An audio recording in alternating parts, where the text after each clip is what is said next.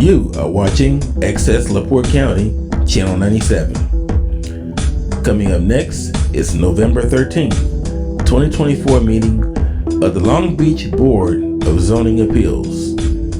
You can find more information for this meeting by visiting www.accesslaportecounty.org. Okay, it's time to call to order the regular meeting of the Town of Long Beach Advisory Board of Zoning Appeals for November 13, 2024 at Long Beach Town Hall. We have our Zoom video conference. And I With that, roll call. roll call. Sure. John Mangle, Here. Fred Woods, Here. Bob LeMay, Here. Seth McCormick, Here. Charlie Goodall is absent. Clerk Treasurer Meg Collins, I'm here. Attorney Chris Willoughby. President. That concludes roll. And now we can stand for the pledge of allegiance.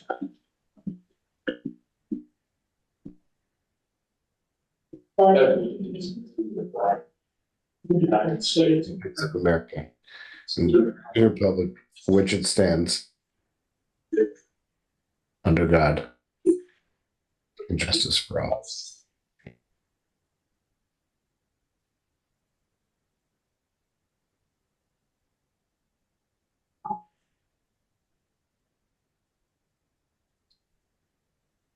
Okay, any discussion on the minutes from the last meeting? If not, do I have a motion to approve? So moved. Second. All in favor? Let me interrupt you there. We gotta do everything by roll call because we have a member that's online tonight. So I can call the roll call. Vote. John Mangle, how do you vote for that motion on the minutes? Approved. Fred Woods, Second. Bob LeMay, Approved. Seth McCormick. Approved. You.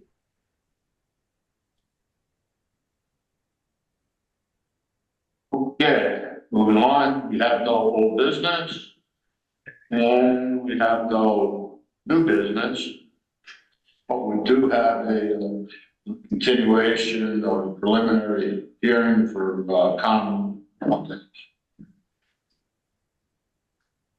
Would you like to read what it is? Sure. Sure. This is the preliminary hearing for Cam Properties South Inc. petition submitted by Cambo Inc.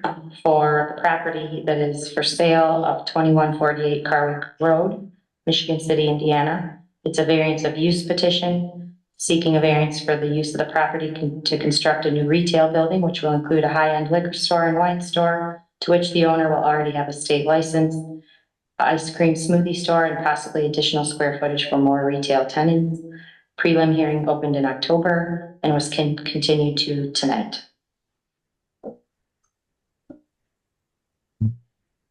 And then unless the board has any discussion,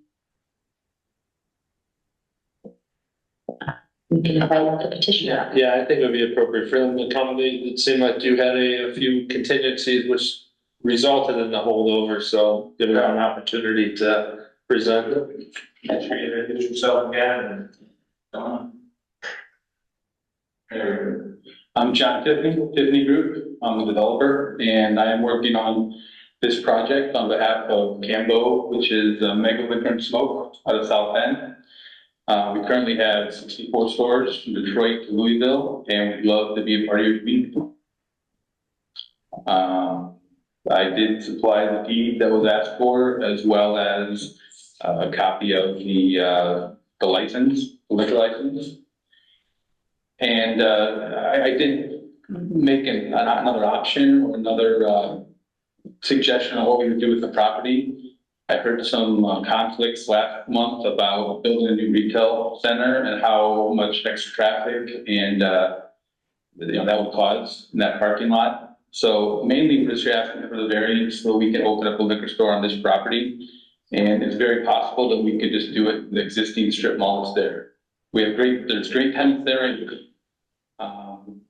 But there's a couple leases coming due, and it came to me after last meeting that we could put the liquor store in about 3,800 square feet above the end where the dentist office is. Nothing against the dentist office, but The building's already constructed, and it's not gonna change the flow of the traffic. In fact, we would just be using the back parking lot behind Hacienda, not the front. And that's just a minor change we made just to show that we're willing to do what it takes to have a store in this location. So, help me out, and I believe what you're requesting is the variance use. That's correct. So in that case, you would be withdrawing your, request for, variance? No, yeah, I think ultimately, and I don't want to speak for him, nothing's changed. He's asking for a variance of use, which would allow either.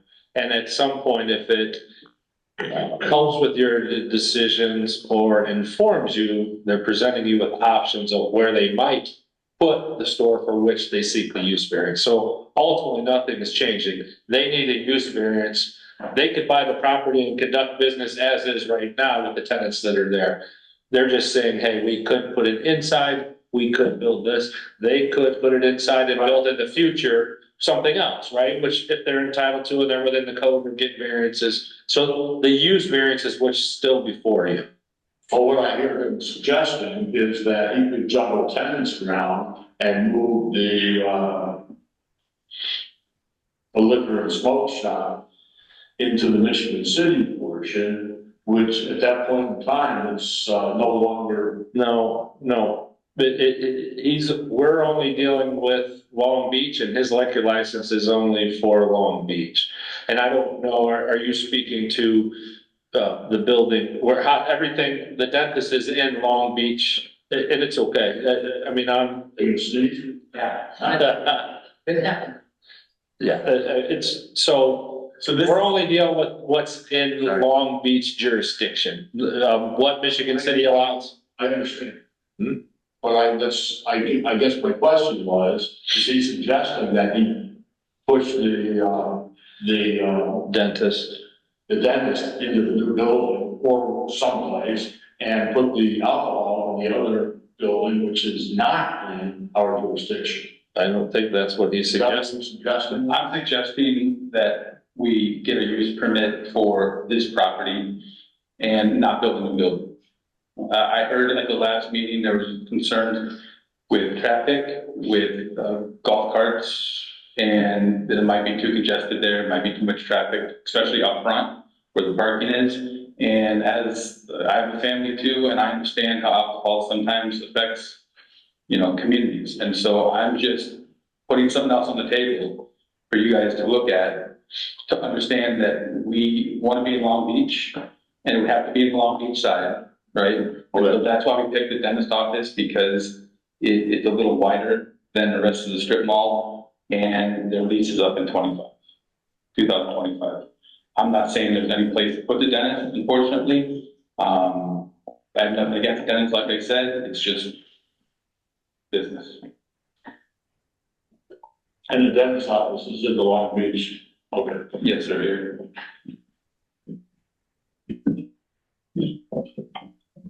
So the parking lot right now, we have the building up here, the back parking lot up here, and that's what we use. And this is the Dentist office. which one is Carver?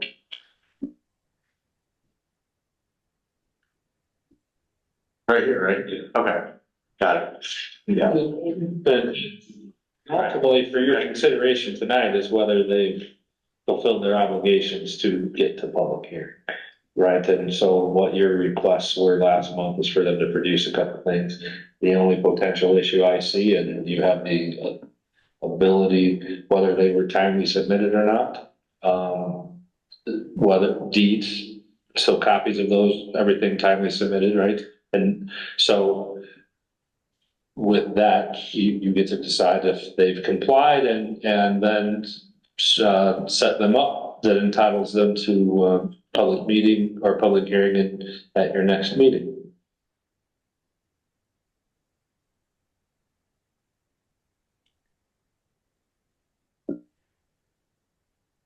So I do have some questions, if I'm permitted to ask questions from online.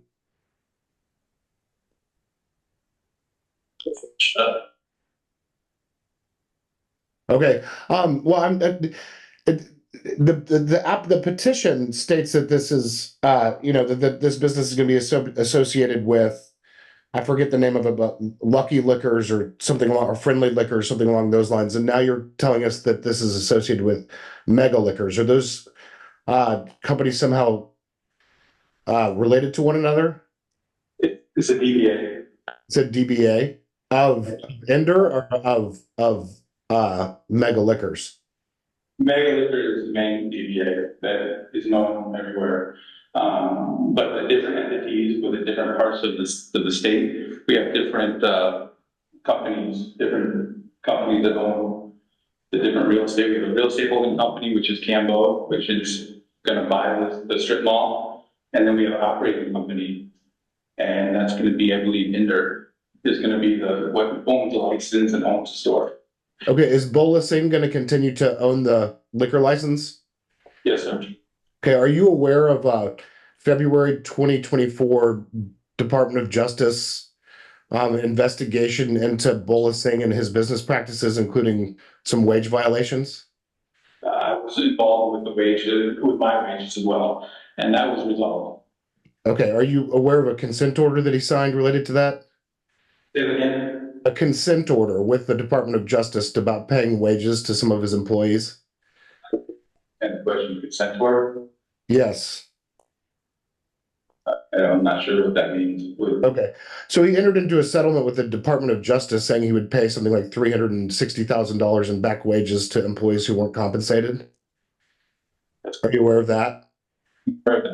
Okay, are you aware he then intimidated employees and had to enter into a second consent order? Or I mean, he did. some of my wages were affected by that as well. And he runs a lot of stores, and he's made some changes and added some employees to help manage all the employees. Okay. He was trying to do it all at one level, and it just wasn't working with how fast he's been growing. Okay, so, and then in August of this year, so just 2 months ago, he entered into a second settlement agreement with the DOJ saying he wouldn't be engaging in these practices, correct? Okay, is he in danger of losing his liquor license? No. Okay, and here's my concern is that somehow we approve this and then, there's 3,800 square feet of retail space that then suddenly goes empty or can't run because he loses his liquor license, right? Or there's some other issue, and then we have kind of blighted real estate in Long Beach, which is definitely not something that's in line with any sort of economic or business development principles that we would have. So can we be guaranteed that he's not going to somehow lose his liquor license in this process with the Department of Justice? Guarantee anything, but for what we're paying for this property cannot sit empty. We have to have it. There's no way that it can sit empty. And I believe in this market, with the minimum space of retail you have in your town, I don't foresee any issue. Okay. And is this going to be under the Mega umbrella, or is this going to be under some other kind of, I mean, it sounds like you have silos of kind of levels of liquor stores or something like that. Is this going to be in the Mega umbrella or some other umbrella? It's going to be under the Mega. Okay. So Cambo owns the real estate, Ender owns the license and the business, and both of those fall under Mega. Okay. And then I haven't done a full investigation into the 61 stores that Mega owns, but they aren't generally like super high-end stores. And it sounds like you're talking about having private tastings and like exclusive bourbon and things like that. Is that a departure from your current business model? Certain cities, Indianapolis, we have 2 brand new stores that have liquor tasting, have bourbon club, have vendors come in and do the tasting and have events. And that really works out in those markets, and we believe it'll work in this market as well. Okay, what are they called? What are those stores called in Carmel? It's not Carmel, it's Plainfield. Discount Plainfield, which is now, it used to be Discount Liquor on. Okay. But Plainfield and Carmel are like on the opposite sides of Indianapolis from another, right? Yeah, he doesn't, yeah, the Cardinals north, Plainfield is a suburb to the west. And then we also have this, Yes, that's exactly right. Had to do my mental map, sorry. and we also have a high-end store on Madison Avenue, which is in Southport, close to Greenwood Mall. That's about 6,000 square foot and has most of our high-end bourbon there. We look at this market as a high-end bourbon place, not necessarily a quick mart or anything like that, but a destination for quality high-end liquor and high-end bourbons. There's a big market out there for that. The rare stuff you can't find. Agreed. Okay. I just want to be clear about what we're talking about here because, I mean, generally the mega liquor stores are not geared to that market. And I'm not saying that's not a judgment analysis. It's just saying that, like, from what I've seen online, it's that they're not engaged necessarily in the high end market. So I want to make sure that we're all on the same page in terms of what is going to go in here, so we can make the assessment. We have found in different markets buy different things. We have a store in Indianapolis that sells tons of tequila. And so he has more tequila than any other store. The two stores I named sell more bourbon than any other store. So we stock in there more than any other store, the bourbon at those stores. Okay.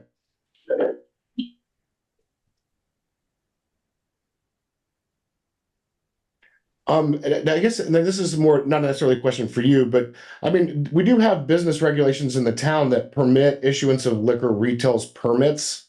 So I'm wondering, and I realize that's not under the zoning code. What section 154.071, which are the specifically permitted uses, is this variance being requested under 154.071.17, which is similar uses deemed appropriate by the Board of Zoning Appeals? And that's probably a quick question for Chris. I just am a little unclear about what it is that we're deciding. You're deciding if this type of business, because it doesn't fall, there isn't a specific, it's not a permitted use. So then when it's not defined, they're asking for a use variance based on that. Because, obviously the liquor, having a license by the ATC, which governs issuance of those permits, and the existence of them based on population and all of those things doesn't guarantee that, and it's kind of an odd thing, but the ATC can issue a permit and they may not necessarily be able to operate here. So yes, your point is correct that they're trying to ask for a use variance and it's not something that is otherwise defined or permitted if it's not allowed under the code. Okay, so, but we have the power under the code, under the business regulations code to permit the issue of a permit. Because it says issuance of liquor retail permits. Is the town hereby consents to the issuance of liquor retailers permits to applicants otherwise duly qualified under what I'm assuming is the Indiana code. So I just want to make sure that we have like the appropriate jurisdiction to even be deciding. That does not apply to this. You're consenting to issuance of permits by the ATC, which again, they have jurisdiction over that. You have jurisdiction over granting a use variance for this type of business that is otherwise not permitted there, but you have the authority to address that.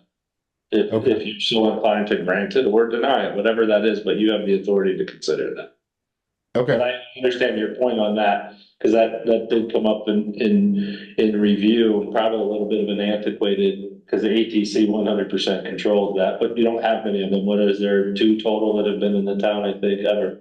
Right, okay. I just want to make sure that I understood. It's really me understanding what it is that we're deciding and from what part of the zoning code we have the authority to act, but I think I understand it now. That's all the questions I have. Yes. Do we have that option before or after the public hearing? What option? The option to approve or not? Yeah, it's not till the public hearing. So right now, you're just making it After the public. That's when it has to be. Oh, okay. Well, I mean, back up. Assuming that you approve and set this for a public hearing, then they will present their petition formally in the public hearing. So my question is, we could cut this off now with no public hearing and say we don't approve it. That would not be my advice no, That through public hearing. no, my interpretation and my advice is that the purpose of your preliminary hearings is to make sure that they comply with your ordinances, but this portion of it is check the box. Meaning if they meet the requirements, they're entitled to their due process, their public hearing. Okay, So, that's right. yeah, you could not, for instance, stall them out. If you found deficient tonight or you wanted more information, absolutely, but my recommendation and my interpretation would be that you must at some point give them their public hearing, even if you ultimately decide this isn't for your time. Okay, I get it. Thank you, Chris. So, okay, motion to set it for public hearing? I'll second that motion. Okay, all in favor? Oh, I guess we need roll call. John Mangle, Aye. Fred Woods, Aye. Bob Lemay, Aye. Seth McCormick on Zoom, Aye. 4 in favor of setting for public hearing. Thank you. Okay. With that, no further business, do I have a motion for adjournment? So moved. Motion. Okay. Continue vote. All in favor? Yeah. Aye. Aye. Say what's wrong. Good.